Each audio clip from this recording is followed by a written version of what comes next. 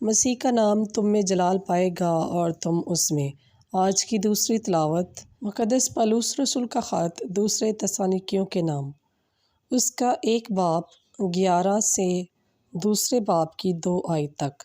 کلام مقدس میں کچھ یوں لکھا ہے، کیونکہ تم ہماری گواہی پر ایمان لائے، پس ہم تمہارے لیے دعا کرتے ہیں کہ ہمارا خدا تمہیں اس بلاوے کے لائق جانے اور نیکی کی ہر ایک آرزو اور ایمان کے ہر ایک کام کو قدرت سے پورا کرے، تاکہ ہمارا خدا اور خداوند یسوع مسیح کے فضل کے موافق ہمارے خداوند یسوع مسیح کا نام تم میں جلال پائے اور تم اس میں۔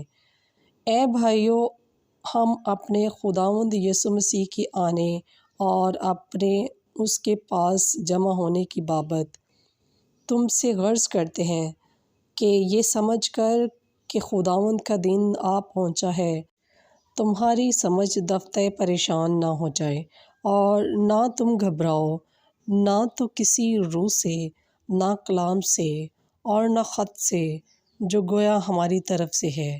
پس پاک کلام کے پڑھے اور سنے جانے پر خداوند کی خاص برکت ہو۔ خداوند کا شکر ہو۔